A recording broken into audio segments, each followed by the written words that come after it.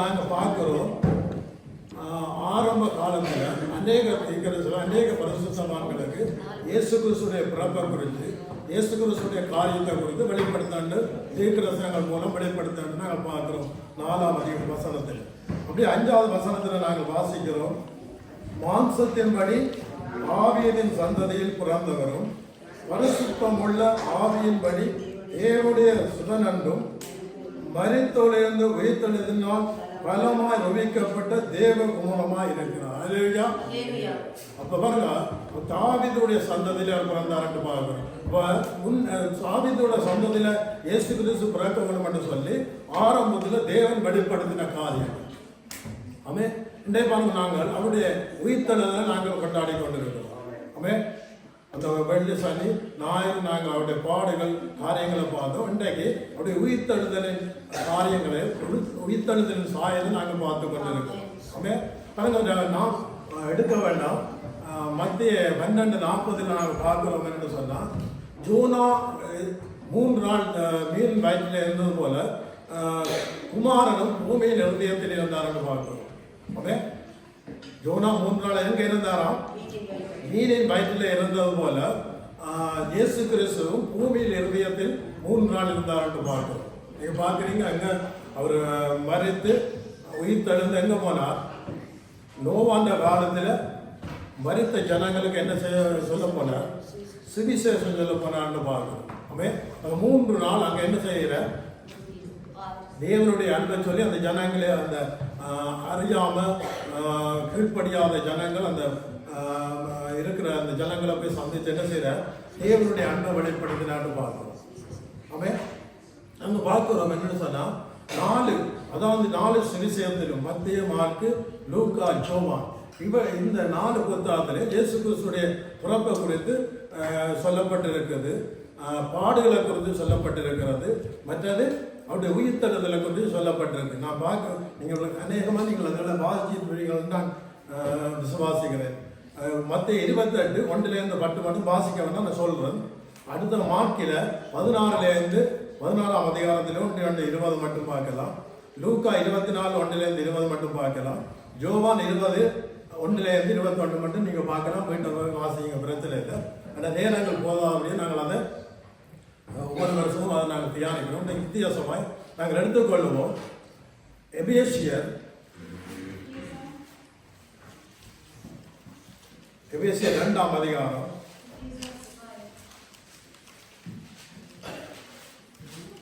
2 வாசிங்க. 1 எந்த மட்டும் வாசிங்க. அக்கிரமங்களினாலும் பாவங்களினாலும் மரித்தவராயிருந்த உங்களை உயிர்ப்பித்தார்.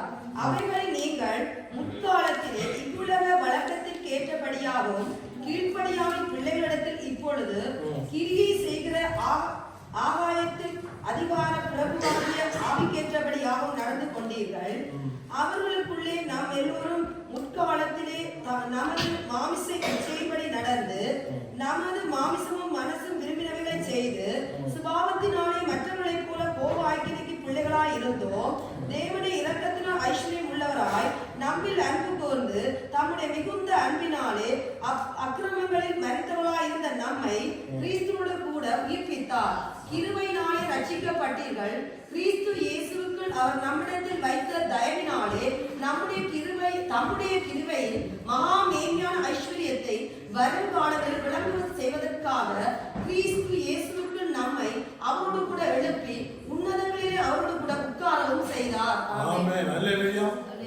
தேவன் கிறிஸ்துவோடு கூட உங்களையும் என்னையும் என்ன செய்தாராம்?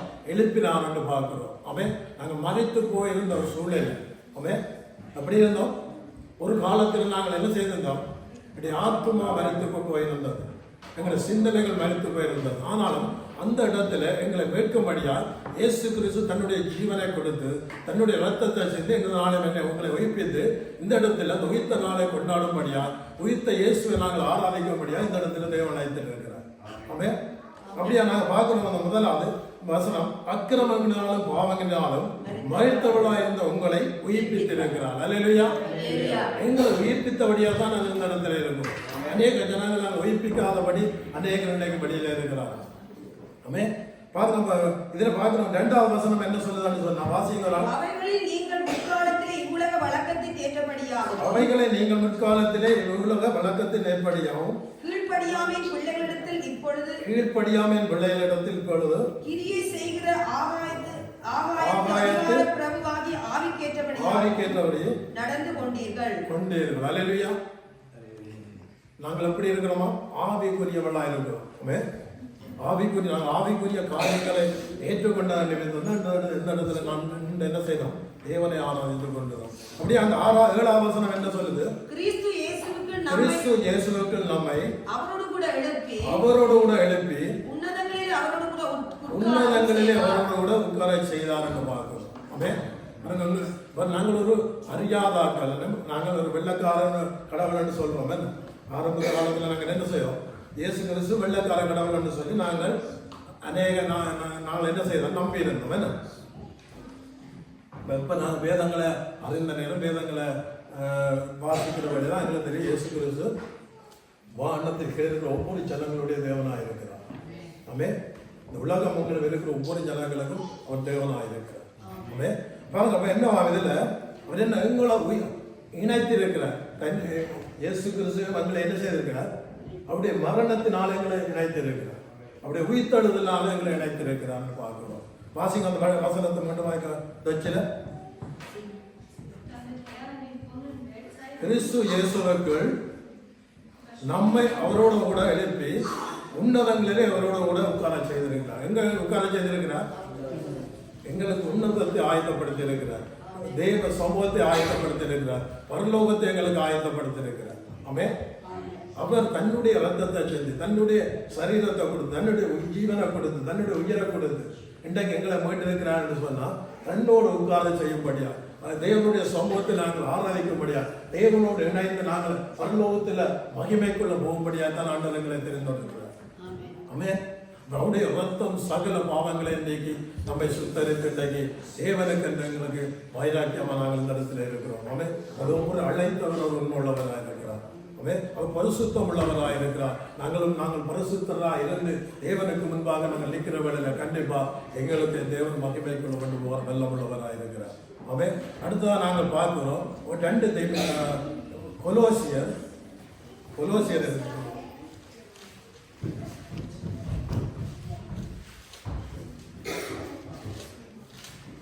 3ஆம் அதிகாரத்தில் நீங்க வாசிச்சீங்களா? 1லேருந்து 3 மட்டும் வாசிங்க. நீங்கள் கிறிஸ்துவோடு கூட எழுந்தது உண்டானால் கிறிஸ்து தேவனுடைய வலதுபார்சத்தில் வீற்றிருக்கிறதுக்கும் இடத்தில் உள்ள மேலானவை தேடுங்கள். பூமியில் உள்ளவைகளை அல்ல மேலானவைகளை நாடுங்கள். ஏனென்றால் நீங்கள் மரித்தீர்கள். உங்கள் ஜீவன் கிறிஸ்துவோடு கூட தேவனுக்குள் மறைந்திருக்கிறார். அவங்க நீங்கள் கிறிஸ்துவோடு கூட எழுந்து உண்டானால் கிறிஸ்து தேவனுடைய வலதுபார்சத்தில் வீற்றிருக்கும் இடத்தில் உள்ள மேலானவைகளை தேடும். கீழானவைகளில மேலானவை தேடும். நீங்கள் நினைக்கக்கூடாது ஆண்டவர் சர்வ வல்லமுள்ள தேவன். உங்களை உருவாக்கியவர், உங்களை அழைத்தவர், அவர் சர்வ உள்ள தேவன். அவர் வானத்தையும் பூமியும் உண்டாக்கினார். வானம் ஒரு சிங்காசனம், பூமி அவருடைய பாதப்படியா இருக்கு. அவர்கள் நம்ம 5ஆம் வசனம் நம்முடைய ஜீவனாகிய கிறிஸ்து வெளிப்படும். 4ஆவது வசனம் வாசிங்க. நம்முடைய ஜீவனாகிய கிறிஸ்து வெளிப்படும் போது நீங்கள் அவருடைய மகிமையில் வெளிப்படுவீர்களாம். அல்லேலூயா. அவருடைய மகிமைக்குள்ள நாங்கள் பிரவேசிக்கணும். அவருடைய மகிமைக்குள்ள நாங்கள் போகணும் என்று சொன்னா முதலாவது மேலானவைகளை தேடும். கீழானவைகளை விட்டுட்டு மேலான காரியங்களை நாங்கள் தேடுற வேலையில் இந்த உலகத்தில் கீழான காரியங்கள் அநேகம் இருக்கு. அதில் விட்டுட்டு மேலான காரியங்களை நாங்கள் தேடுற வேலை இயேசுவுக்கு ஒரு இந்த பூமியில் வைக்கப்பட்ட காரியங்களை நாங்கள் தேடுற வேலை கண்டிப்பா எங்களை தேவன் மகிமைக்குள்ள கொண்டு போவேன். மகிமைக்குள்ள நாங்கள் போகணும். மேலான தேவனுடைய காரியத்தை நாங்கள் அறிஞ்சோம். இப்ப தீர்க்கதரிசிகள வெளிப்படுத்தப்பட்ட காரியம் தாவீதுடைய சந்ததியில் பிறப்பார் என்று அவர் மாம்சத்தில் அடிக்கப்படுவார், அவர் நொறுக்கப்படுவார் என்று சொல்லி இன்னைக்கு ஜீவனோட உயிரோடு இருக்கிறார் என்று சொல்லி நாங்கள் அறிந்திருக்கிறோம். அப்படிப்பட்ட ராஜாதி ராஜாவுடைய பிள்ளைகளாய் ஆண்டவர் எங்களை இந்த நாளில் தெரிந்திருக்கிறார். அப்போ அவரை நாங்கள் என்ன செய்யணும்? எந்த நேரத்திலும் எந்த வேளையிலும் என்ன செய்யக்கூடாது? மறக்கக்கூடாது. அவருடைய சமூகத்திலிருந்து மேலானவர்களை நாங்கள் பேர்வர்களாக இருக்கணும், மேலானவர்களை நோக்கி பார்க்கிறவர்களாக இருக்கணும். ஆவிக்குரிய காரியங்களை நாங்கள் வளர்றதுக்கு என்னென்ன காரியம் எங்களுக்கு இருக்குன்னு சொல்லி அதை நாங்கள் அறிந்தவர்களாக இருக்கணும். அப்போதான் தேவன் என்னையும் உங்களையும் அவர் வழி நடத்துகிறவராக இருக்கிறார். அவன் சரி வாசிப்போம். அடுத்ததாக நாங்கள் வாசிக்க போறோம் 2 தீமோத்தேயு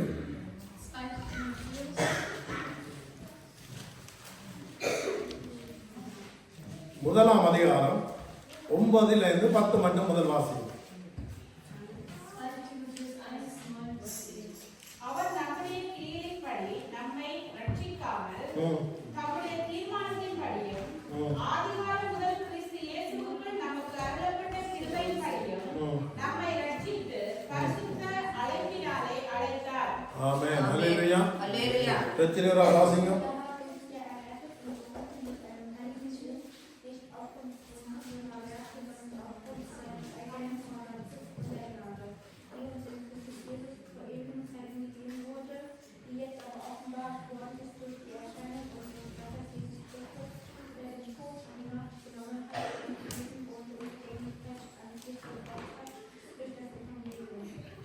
அப்ப வேற என்னவா இதில் என்ன சொல்லப்பட்டிருக்குது?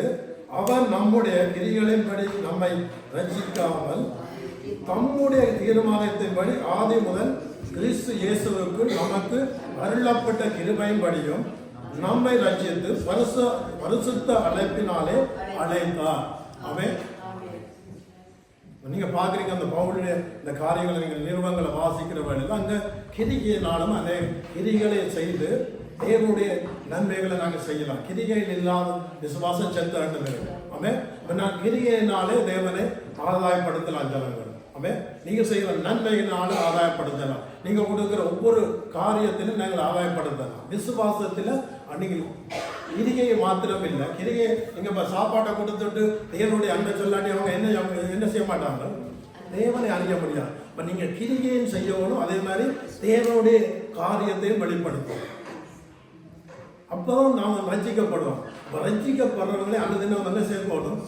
சபையில சேர்க்கணும். சபையில சேர்க்கணும்னு சொன்னா முதலாவது நாங்கள் எங்களை கிரிகைகளினால வெளிப்படுத்தி தேவனுடைய அன்பை நாங்கள் என்ன செய்யணும்? சொல்ற வேளையில் அவங்க ரட்சிக்கப்படுவாங்க. ரட்சிக்கப்பட்டு சபையில சேர்க்கப்படுவாங்க. பார்க்கிறோம் என்ன அவங்க இதுல 3வது 14வது வசனத்தை வாசிங்க. உன்னிடத்தில் ஒப்பிக்கப்பட்ட அந்த பொருளை நமக்குள்ளே வாசிங்க. நமக்குள்ளே காத்துக்கொள்ளும். ஆமென். எங்களுக்கு தந்த கிருபை, எங்களுக்கு தந்த காரியத்தை, தேவன் எங்களுக்கு கொடுக்கப்பட்ட காரியத்தை நாங்கள் என்ன செய்யணும்? பரிசுத்த ஆவியானவருக்குள்ள காத்துக்கொள்ளும். இயேசு கிறிஸ்து அவர் 33 வருஷமாய் இந்த பூமியில வாழ்ந்து வந்தார். கொஞ்ச நஞ்சமில்ல 33 வருஷத்துல 3 வருஷம் தேவனுக்கு கண்டு தன்னை வேறு பிரித்தெடுத்து தேவனுடைய ராஜ்யத்துக்கு கண்டு தன்னை ஒப்பு கொடுத்தாருன்னு பார்க்கணும். 3 வருஷமும் தேவனுக்கு வந்து தன்னுடைய காரியத்தை வெளிப்படுத்தி தேவன் சொன்ன அந்த அத்தனை காரியத்தையும் தேவன் நிரூபிச்சு எல்லாவற்றையும் செய்து கொடுத்து கல்வாரி சிலுவையில தன்னை ஒப்பு கொடுத்து மறித்து இன்றைக்கு 3ஆம் நாள் உயிரோடு எழுந்து உயிரோடு இருக்கிறவரா இன்றைக்கு எங்களோடும் என்னோடும் உங்களோடும் இருக்கிறார். ஆமென். அப்படிப்பட்ட தெய்வத்தை நாங்கள் என்ன செய்யக்கூடாது? மறக்க கூடாதுதான் இந்த 14 வசனத்தை வாசிக்க நம்ம வாசிங்க. வாசனங்க. உன்னிடத்தில் ஒப்பிக்கப்பட்ட அந்த நற்பொருளை நமக்குள்ளே வாசம் பண்ணுகிற பரிசுத்த ஆவியினாலே காத்துக்கொள். பரிசுத்த ஆவியானவர் உங்களுக்குள்ள இருப்பாரா இருந்தா, பரிசுத்த ஆவியானவரை நீங்க கனப்படுத்துவீர்களா இருந்தா, பரிசுத்த ஆவியானவர்களை நடத்துறதை நீங்க உணர்ந்தீர்களானால் கண்டிப்பா அந்த பரிசுத்த ஆவியானவர் என்ன செய்வார்? உங்களை நடத்தி இந்த பரிசுத்த ஆவியானுடைய பரிசுத்தத்துக்குள்ள உங்களை நடத்துவார். ஆமென். சரி, அப்படியா நாங்கள் பார்க்கிறோம். 1 கொரிந்தியருக்கு போவோம். 15ஆம் அதிகாரம் 20வது வசனத்தை வாசி. கிறிஸ்துவ மரித்தோரில் இருந்து எழுந்து கிறிஸ்துவோ மரித்தோரிலிருந்து எழும்பி நித்திரை அடைந்தவர்களின் முதல் பலனானார். இப்ப இயேசு கிறிஸ்து எங்களுக்கு எப்படி இருக்கிறார்? முதல் பலனாய் இருக்கிறார். அவர் முதல் சௌரனாய் இருக்கிறார், மூத்த சௌரனாய் இருக்கிறார், மூத்த பலனாய் இருக்கிறார், மூத்த தகப்பனாய் இருக்கிறார். எங்களுக்கு அவர் தகப்பனாய் இருக்கிறார், சகோதரனாய் இருக்கிறார், நண்பனாய் இருக்கிறார். ஆமென். அந்த 33 கோடி தேவர்கள் எங்களுக்கு நண்பர்களாக இருப்பார்களாம். இயேசு கிறிஸ்து இன்றைக்கு என்னை எங்களை நண்பர்களாகவும் பிள்ளைகளாகவும் ஏற்றுக்கொண்டிருக்கிறான்னு பார்க்கணும். தன்னுடைய புத்திரர்களாயும் ஏற்றுக்கொண்டிருக்கலான்னு பார்க்கணும். ஆமென். அப்படிப்பட்ட தெய்வத்தை நாங்கள் என்ன செய்யக்கூடாது? சாதாரணமாக நாங்கள் நினைக்கக்கூடாது. அவர் தனக்கு கொடுத்த ரட்சிப்பை நாங்கள் காத்துக்கணும். ரட்சிப்புக்கு பாத்திரமாக இருக்கிறோம். ரட்சிப்பை நாங்கள் ஏற்றுக்கொண்ட அதுக்கு சாட்சியாக நாங்கள் இருக்கிறோம். முதலாவது எங்களுடைய ஆவிக்குரிய காரியங்கள், ஆவிக்குரிய காரியத்தோடு நாங்கள் ஒப்புக் கொடுக்கிற வேலையில் இந்த பரிசுத்த ஆவியானவர்களை வரைந்து கொள்வார் என்று பார்க்கிறோம். அதுக்கு தான் ஆரை அனுப்புறாங்க. குஜவன் கிட்ட எரேமியா அனுப்புற ஏன்னு சொன்னாங்க. குஜவன் பாத்திரத்தை வரைவோதில் அங்கே நாங்கள் கற்றுக்கொள்ளலாம் அதே காரியம். ஏன்னு சொன்னால் அந்த ஒரு மண் எடுத்து ஒரு உருண்ட மண் எடுத்து அப்படி உருவாக்குறான்னு சொல்லி அங்கே நாங்கள் கற்றுக்கொள்ளலாம். கற்றுக்கொள்றதுக்கு என்ன பாருங்க, ஆண்டவர் சில அந்த நீதிமொழியில் நாங்கள் பார்க்குறோம். எறும்பிடத்தில் போய் நீங்கள் என்னத்தை கற்றுக்கொள்ளலாம்? யானத்தை எறும்பை நீங்கள் எறும்பிடத்தை சாதாரண ஒரு சின்ன எறும்பிடத்தை போய் என்னத்தை கற்றுக்கொள்ள சொல்லுவேன் ஆண்டவர்? யானத்தை கற்றுக்கொள்ள சொல்றார். எறும்பு எப்படி இருக்கிறது? யானமா தனக்கு என்னென்ன தேவை என்று சொல்லி அறிந்து அந்தந்த காரியத்தில் அந்தந்த ஏற்ற வேலையில் அந்த காரியத்தை செய்து தன்னை பாதுகாத்து பார்க்கணும். அப்படியே நாங்கள் என்ன செய்வோம்? எங்களுக்கு கொடுக்கப்பட்ட கிருபை, எங்களுக்கு கொடுக்கப்பட்ட காரியங்களை நாங்கள் என்ன செய்யக்கூடாது? இழந்து போகக்கூடாது. அப்ப அதுக்கு தான் பரிசுத்த ஆவியானவரை நீங்கள் ஏற்றுக்கொள்ளும். பரிசுத்த ஆவியானவர் உங்களுக்குள்ள இந்த கிரியை செய்கிற வேலையில, பரிசுத்த ஆவியானவர் உங்களோட இருக்கிற வேலையில, அந்த பரிசுத்த ஆவியானவர் எந்த விதத்திலும் உங்களை விலகி போகாபடி, உங்களை சறுக்கி போகாபடி அவர் பாதுகாத்து உங்களை நடத்துகிறவராக இருக்கிறார். ஆமென். அப்படியே நாங்கள் பார்க்கிறோம். 35வது வசனத்திலிருந்து 37வது வசனத்திலிருந்து இதே அதிகாரத்தில் இங்க வாசிக்கிற வேலையில, ஆகிலும் மரித்தோர் எப்படி இழந்திருப்பார்கள், எப்படிப்பட்ட சரீரத்தோடு வருவார்கள் என்று ஒருவன் சொல்வானாக, புத்தி ஈனனே, நீ விதைக்கிற விதை செத்தால் ஒழிய உயிர்ப்பிக்க மாட்டாதே. நீ விதைக்கிற போது உண்டான மேனியின் உண்டாகாமல் கோதுமை அல்லது மற்றொரு தானியத்தினுடைய வெறும் விதைக்கிறாய். அதற்கு தேவன் மேனியை கொடுக்கிறார், ஒவ்வொன்றிற்கும். ஆமென். அல்லேலூயா. அந்த 35வது வசனம் என்ன சொல்லலாம்? ஆகிலும் மரித்தோர் எப்படி இழந்திருப்பார்கள், எப்படிப்பட்ட சரீரத்தோடு வருவார்கள் என்று சொல்வானாகி. ஆமென். பாருங்க, நாங்கள் மரிக்கிறோம். என்ன எங்களோட ஜீவன் மரிக்கிறது இல்லை. ஆமா, எங்களோட உயிர் வந்து ஒரு நாள் என்ன செய்யாது? சாகா. என்ன அந்த உயிர் வந்து எப்பவும் இருக்கும். இந்த உயிரை எப்போ ஊவம்னு சொன்னால், எப்போ அதுக்கு நியாய தீர்ப்பு கிடைக்கும்னு சொன்னால், தீர்ப்பு கிடைக்கும்னு சொன்னால், இயேசு கிறிஸ்துடைய 2வது வருகையில் நியாய தீர்ப்பின் நாள்லாம் அந்த ஆத்துமாவுக்கு என்ன நல்லதோ கெட்டதோ, நரகமோ சொர்க்கமோன்னு சொல்லி தீர்ப்பு வழங்கப்படும். இன்றைக்கு மரிக்கிற ஒவ்வொருவரும் இளைப்பாறுதலில் இருப்பார். அப்போ இளைப்பாறுதலில் இருக்கிற ஒவ்வொரு ரட்சிக்கப்பட்டவனாக இருந்தாலும் ரட்சிக்கப்படாதவனாக இருந்தாலும் அவன் என்ன ஒரு இளைப்பாறுதலில் ஏனென்றா நியாயத்தீர்ப்பு நாள் ஆயத்தமாக்கப்பட்டது. அந்த நியாயத்தீர்ப்பு நாளில் நாங்கள் நிற்கிறவர்களாக இருப்போம். அப்படி நாங்கள் நிற்கணுமோ நிற்கக்கூடாது. நியாயத்தீர்ப்பு நாளும் நீங்கள் நிற்கக்கூடாது. நானும் நீங்கள் என்ன செய்யக்கூடாது? நிற்கக்கூடாது. அதுக்குள்ள நாங்கள் மறுரூபமாக்கப்படுவோம். இப்போ மறுரூபமாக்கப்படணும் என்று சொன்னால் நாங்கள் மறுரூபமாகிற காரியங்களை நாங்கள் பார்க்கிறோம். சொல்லப்பட்டபடி மேலான வேலையை நோக்கி பார்க்கிறோம். மேலான காரியங்களை நாங்கள் நோக்கி பார்ப்போம் என்றால் கண்டிப்பா அந்த நியாயத்தீர்ப்புக்கு நாங்கள் தப்பித்துக் கொள்ள முடியும். ஆமென். எத்தனை பேர் விசுவாசிக்கிறீங்க? கரங்களை தண்ணி ஆவியானவர் மகிழ்கிறார்.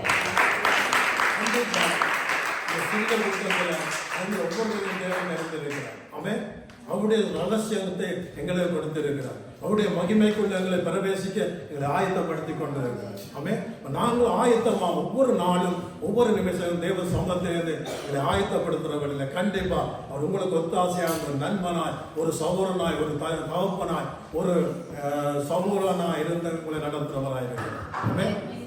அப்படிப்பட்ட ஒரு தெய்வத்தை தான் நாங்கள் கேட்டுக்கொண்டிருக்கிறோம். அப்படிப்பட்ட தெய்வத்தை தான் நாங்கள் ஆராய்ந்து கொண்டிருக்கிறோம். வானத்தை பூமியை உண்டாக்கி உங்களுக்கு நீங்க ஒவ்வொரு சுவாசமும் அவருடைய சுவாசமா இருக்கு. இந்த சுவாசத்தை அவர் எடுப்பாரான்னா இருந்தா இன்றைக்கு நீங்கள் எப்படி சொல்லப்படும் வேணா நீங்கள் இன்றைக்கு உங்களோட மூச்சு போயிடுச்சுன்னு சொன்னா தேவன் அந்த கிருபி எடுத்துட்டு நீங்க எப்படி போயிடுவீங்க வேணாம் தான் சபமாயிரும். வேணா எங்களோட வாசையில என்ன சபம் என்ன.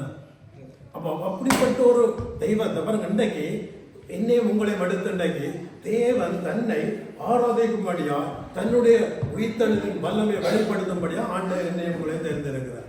சரி, அடுத்தா நாங்கள் பார்க்க போறோம் 1 பேதுரு 42ஆம் வசனம் வாங்கியது. இதில் இதே அதிகாரத்தில் 42, 43, 44 வாசிக்கும். அறிவுள்ளதாய் விதைக்கப்படும், அறிவில்லாததாய் எழுந்திருக்கும். கனவீனமுள்ளதாய் விதைக்கப்படும், மகிமையுள்ளதாய் எழுந்திருக்கும். கனவீனமுள்ளதாய் விதைக்கப்படும், கனமுள்ளதாய் எழுந்திருக்கும். 44 வாசிட்டீங்க. என்ன சரீரம் விதைக்கப்படும், ஆவிக்குரிய சரீரம் எழுந்திருக்கும். என்ன சரீரமும் உண்டு, ஆவிக்குரிய சரீரமும் உண்டு. பார்க்கிறோம் ஒரு விதையை போட்டா என்ன செய்யும்? விதை ஒரு சாதாரணமா இருக்கும் என்ன. அதை நாங்கள் என்ன செய்கிறோம்? சில விதை என்னத்தக்க போட்டால் தண்ணிக்க போட்டு நட்டால் தான் என்ன செய்யும்? உழைக்கும், கெதியில் உழைக்கும் என்ன. அப்போ சில விதை நோமலாக போட்டால் உழைக்கும் என்ன. அப்போ விதை என்ன செய்யணுமா? முதலாவது விதை என்ன செய்யணும்? சாகணும் என்ன. செத்தா தான் என்ன செய்யும்? புது விதை என்ன. அப்போ முதலாவது நாங்கள் என்ன செய்யணும்? முதலாவது தேவனுடைய காரியத்தில் நாங்கள் என்ன செய்யணும்? தேவனுடைய காரியத்தை நாங்கள் ஜெயிக்கிறவர்களா இருக்கோம். தேவனுடைய அதாவது செத்த விதையா என்னத்தை குறைக்கிறது? ஏனோதான் ஒரு வாழ்க்கையை குறைக்கிறது. அப்ப நாங்கள் அந்த செத்த விதையை போல இருக்காதபடி நாங்கள் என்ன செய்யணும்? அந்த புதுசாக வர்ற விதையை போல நாங்கள் என்ன சொல்றோம்? வளர்ந்து கரையோடுகளா இருக்கோம். அவன் அப்ப செத்தாலோடைய என்ன செய்ய முடியாது? இயேசு கிறிஸ்து போகாமல் இருந்திருந்த அன்றைக்கு என்ன இருக்க மாட்டோம்? இன்றைக்கு நாங்கள் ரஞ்சிக்கப்பட்டிருக்க மாட்டோம். அவர் தேற்றவாளரை எங்களுக்கு அனுப்பி இன்றைக்கு எங்களோடு இருக்கிற தேற்றவாளரை அனுப்பினபடியே தான் நாங்கள் இன்றைக்கு கொஞ்சம் பேருனாலும் தேவ சமூகத்தை என்ன செய்யணும்? தேவனை ஆராதனை கொண்டிருக்கிறோம் என்ன. அப்படியே 1 பேதுரு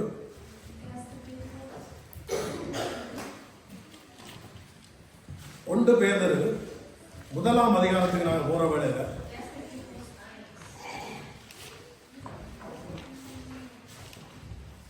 வாசிங்க 3 4 மட்டும் வாசிங்க. நம்முடைய கர்த்தராகிய இயேசு கிறிஸ்து பிதாவாகிய தேவனுக்கு ஸ்தோத்திரம் உண்டாவதாக. நம்முடைய கர்த்தராகிய இயேசு கிறிஸ்துவுக்கு பிதாவாகிய தேவனுக்கு ஸ்தோத்திரம் உண்டாவதாக. அவர் இயேசு கிறிஸ்து மரித்தொழிந்து எழுந்ததினாலே அழியாததும் மாசற்றதும் வாடாததுமாகிய சுதந்திரத்துக்கு ஏதுவாக ஜீவனுள்ள நம்பிக்கை உண்டாகும்படி தமது மிகுந்த இரக்கத்தின்படி நம்மை மறுபடியும் ஜெனிப்பித்தார்.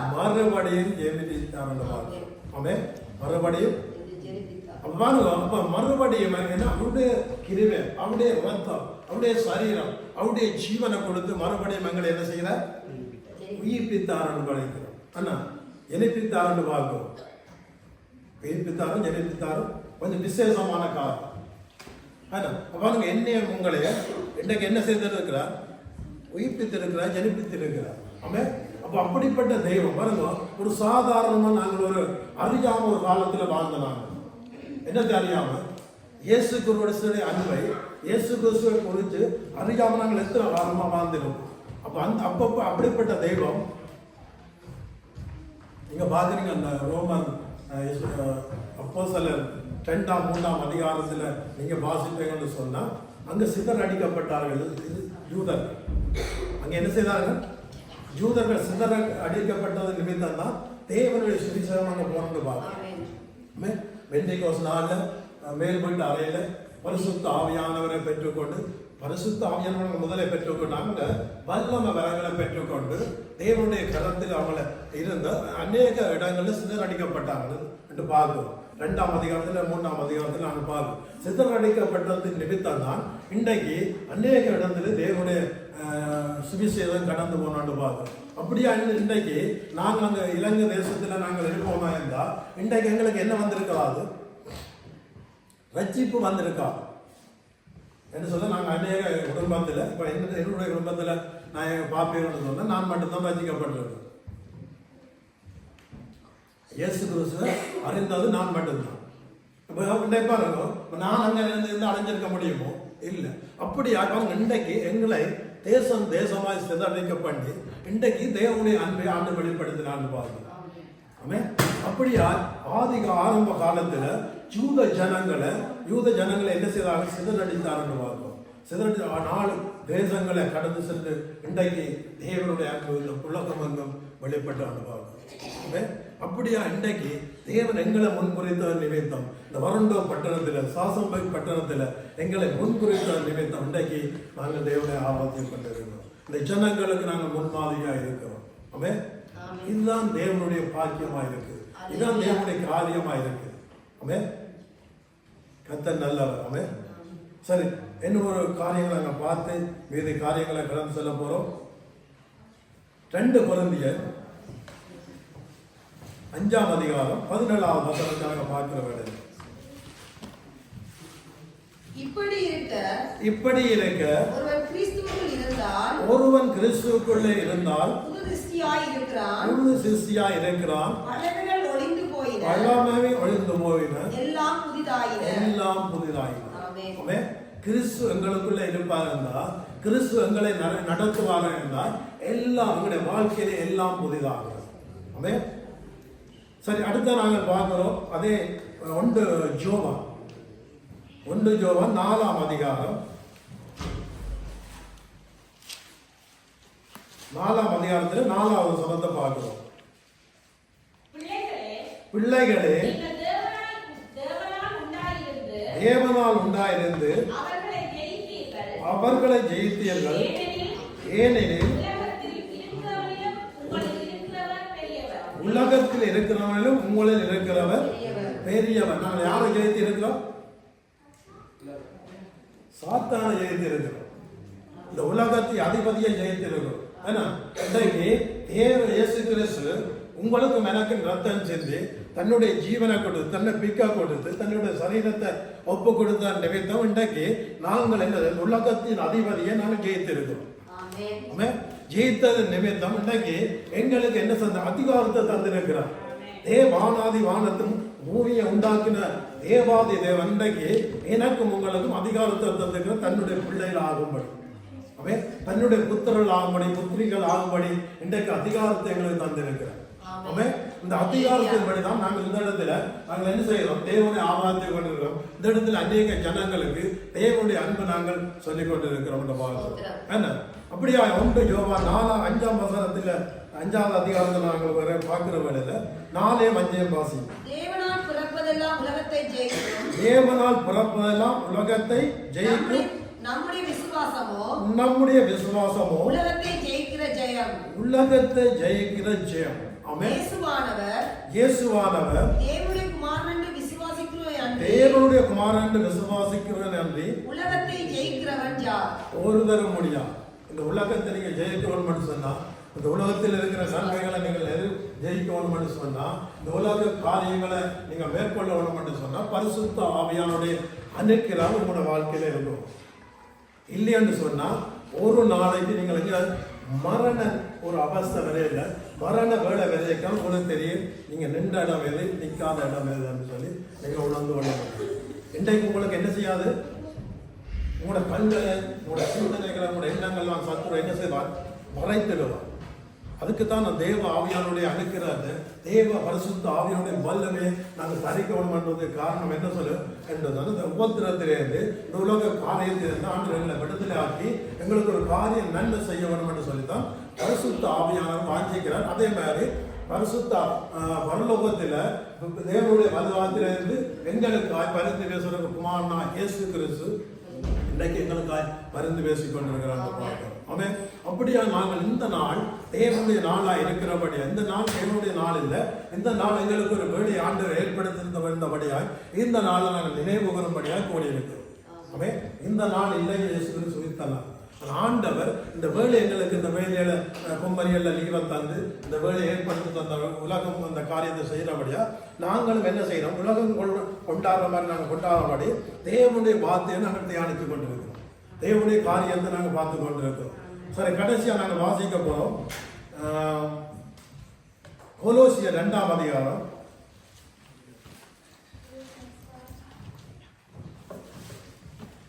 2 வாசிங்க.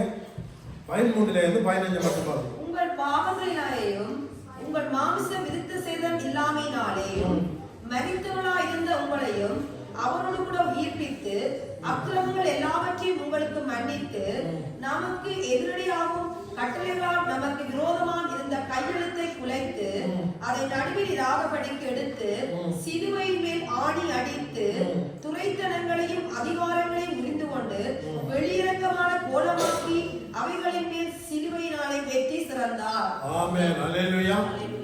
கர்த்தர் நல்லவர். ஆமென். பாருங்க, நாங்கள் முதலாவது பார்க்கிறோம் என்னவா 13வது உங்கள் பாவங்களினாலும் உங்கள் மாம்ச விருத்தம் இல்லாமையினாலே மரித்தவர்களாய் இருந்து உங்களையும் அவரோடு கூட உயிர்ப்பித்து அக்கிரமங்கள் எல்லாவற்றையும் உங்களுக்கு மன்னித்து, அக்கிரமங்கள் காரியங்கள் எல்லாவற்றையும் சிலுவையில் எல்லாம் முடிந்தது என்று சொல்லி பாடினீங்களே, துதிய வேளையில எல்லாம் முடிந்தது. ஆண்டவர் எல்லாம் செய்து முடித்துட்டார். நாங்கள் என்ன செய்யணும்? இனி நாங்களும் ஒரு காரியத்தை செய்யக்கூடாது. நாங்கள் திரும்பவும் என்ன செய்யக்கூடாது? ஆண்டவரை கொண்டே சிலுவையில் அறையக்கூடாது. அப்ப இதுல என்ன சொல்லப்பட்டது மட்டுமா நிதான வாசிங்க வாசிங்க. உங்கள் பாவங்களினாலும் உங்கள் மாமிச விருத்தம் இல்லாமையினாலே மரித்தவர்களாய் இருந்த உங்களையும் அவரோடு கூட உயிர்ப்பித்து அக்கிரமங்கள் எல்லாவற்றையும் உங்களுக்கு மன்னித்தார். ஆமென். அவர் மன்னிக்கிறார். எப்படிப்பட்ட சூழ்நிலையா இருந்தாலும், எப்படிப்பட்ட சூழ்நிலை நீங்கள் இருக்கிறீங்களா, இன்றைக்கு உங்களை நீங்கள் ஒப்புக் கொடுப்பீங்களா, ஆண்டவர் உங்களை மன்னிக்கிறவராக இருக்கு. அடுத்த வசனத்தை வாசிக்க 14 நமக்கு எதிரியாகவும் கட்டளையால் நமக்கு விரோதமாகவும் இருந்த கையெழுத்தை குலைத்து நடுவில் இராதபடி எடுத்து சிலுவையின் மேல் ஆணி அடித்து துரைத்தனங்களையும் அதிகாரங்களையும் முறிந்தெடுத்து கொண்டு வெளியிறக்கமான கோலமாகி அவைகளின் மேல் சிலுவையிலே வெற்றி சிறந்தார். ஆமென். எனக்கும் உங்களுக்காக ஆண்டவர் வெற்றி சிறந்திருக்கிறார். எங்களோட வாழ்க்கை எப்படி இருக்கணும்? ஆவியானவருக்குள்ள வெற்றி வாழ்க்கையா இருக்கும். நாங்கள சாதாரண ஆட்கள் இல்லை, நாங்களாரு விசேஷித்தவர்கள் ராஜாதி ராஜாவுடைய பிள்ளைகளாக இருக்கிறோம்.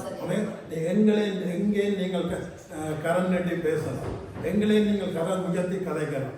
உங்களை ஆண்டவர் அந்த இடத்துல உங்களை மேன்மையாக வைக்க வல்லமுள்ளவராக அவருடைய அவருக்கு அந்த சகல அதிகாரம் கொடுக்கப்பட்டிருக்கு.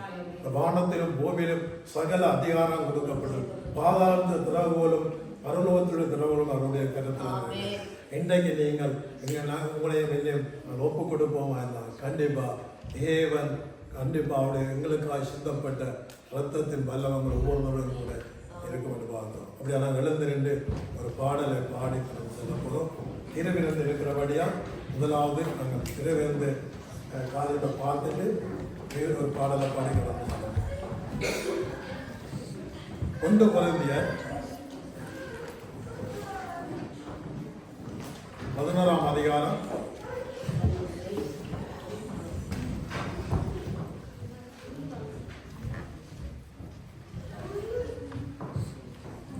23 முதல் கட்சியில் ஆகாஷ் வாசிக்கும்.